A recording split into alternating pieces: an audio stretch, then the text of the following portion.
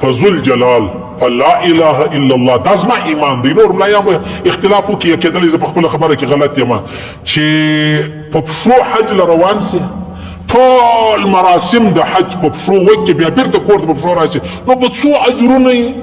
نو په څو ثوابونه یې. په ذل جلال دې مې قسم یې چې یو سړی را ولاړ سو یا عطا را ولاړ سو یا سید احمد سیلاب را ولاړ سو یا دلې زموږ په وطن کې هغه فاونډیشنو والا بنسټو والا ستا هغه د یوې بچۍ واده ور وکوي بچۍ ناسته و پر کور هېڅ ترتیب یې نه جوړېدی. هغه حج نه دی چې ته روان یې کله کله سید احمد سیلاب ټلیفون را وکړي بیا زه ورته وایم خدمت کوه کار باسه خبرې پرېږده وروره که ستا په نیت کې فرق کړي دا زه دا بیان کوم که زما په نیت کې فرق کړي زه دا بیان د الله دپاره نه کوم. تا خو د الله دپاره واورېدی ته خو ماته دعا کوې که نه کوې نو هغه زما چې کوم عمل دی هغه خو ضایع سوه ته چې کومې دعاوې راته کوې خو نه ضایع کېږي. نو زه سیلاب ته وایم خدمت کوه دا ته چې کوم واده وکړې د یو بچي عزت د نامه دپاره دې وکړې پروا نه د نامه دپاره هغه د بچي عزت چې دې ور بچاو کړي د بچي عزت چې دی هغه محفوظه سو بیا هغه به تا ته دعا وکړي نو هغه ضایع کېږي نه ضایع کېږي. او په ذل جلال دې مې قسم په پښو حج له ولاړ سئ دونه غټ سوال لکه دا زه وایم هر څوک ما سره اختفا هېڅ پروا نه لري که څوک مولوي صاحب ته دروغ وایه پر دواړو سترګو ستا فکر دغه دی زما فکر دغه دی که ته ورته خلاف وایې د شریعت خلاف کوې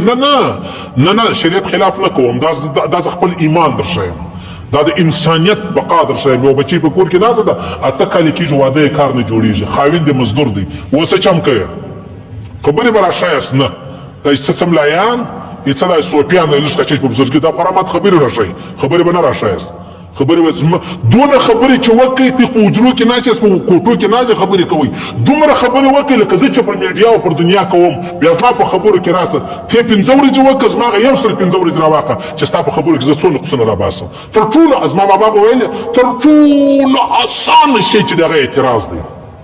تر ټولو اسانه شی ما ته څوک وایي مولوي صاحب تا تور کالي ولې اغوستي دي دا خو نو ملایان مالدام په دې تور کالي اغوستي دي دا خالي و تا در ښکاره کوم چې موږ غلامان نه یو چې مولوي صاحب ستا دپاره سپین کالي و ته که لڅ ګرځېدې موږ به تا ته څه نه وایو تا که پایچې شوه کړې وې د دوږخ پر اور موږ به تا ته څه نه وایو تا که اتنګ پتلون اغوست موږ به تا ته څه نه وایو مولوي صاحب که تور کالي وکړو مولوي صاحب داسې د بادشي ژوند تېروم د هېڅ چا په قصه کې نه یو او که مې 2 روپۍ راکړې دي سړی در ښیم د هغه ځای یې ویسې ماله راځئ دمه خبرې به نه سره جوړوو ته به ګرځې آزاد به یې زه به نه یم آزاد او دین به هم زه در ښیم. نو ډېر ثواب لري ډېر لوی اجر لري الله پاک موږ توفیق راکړي الله دې موږ توفیق راکړي یا مسجد جوړ کړي یا مدرسه جوړه کړي یا خانقاه جوړه کړي یا اسکول جوړ کړي یا هسپتال جوړ کړي یا روډ جوړ کړي یا سړک جوړ کړي یا د اوبو کوهي یو څاه کیندلې یا د یو بچي واده ورکړي یا د یو بچو واده هسې یو کار کوه هسې یو کار کوه. و یو بزرګ روان پر لار تانوي صاحب فرمایي چې را روان دی نو تیر سو یو سړی ناست چې ناست و سلام یې نه ورته ووایي په واپسي کې چې را روان و سلام یې ورته ووایي مرید پوښتنه ځینې وکړه چې ته دلته تېرېدې د هغه سړی ناست و سلام دې نه ووایي نو اوس دې ووایي ده ورته ویلې ول چې تېرېدم دا سړی پالتون ناست و ول اوس